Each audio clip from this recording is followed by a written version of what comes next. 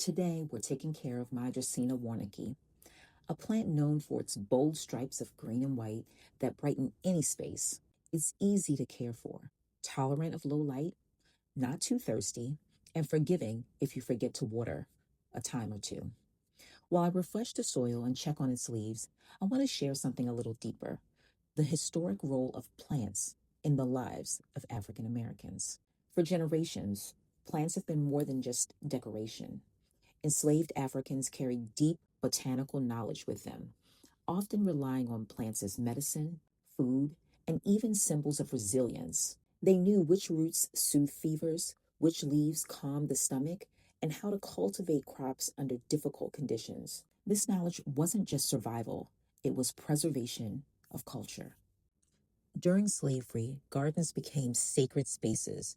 Families often tended small plots near their cabins, growing collards and okra, yams and herbs. These gardens provided nourishment when rations ran thin, but they also offered a sense of autonomy, a way to hold on to traditions from Africa. Even spiritual practices were tied to plants. The sweet smell of magnolia, the protective symbolism of garlic at the doorways, or the power of rootwork traditions, plants carried meaning beyond what met the eye. Fast forward to today, and that relationship with plants is still strong. From the community gardens of the Great Migration era to the modern houseplant movement, caring for plants has always been a form of resistance and renewal. So every time we repot, water, or nurture a plant, whether it's a leafy Dracaena like mine or a backyard vegetable, we're connected to a much bigger story about resilience and healing.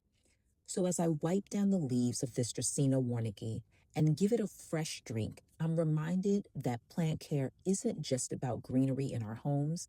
It's about history, heritage, and the ways plants have carried African Americans through struggle and into growth. Every plant has a story, and by caring for them, we continue writing ours.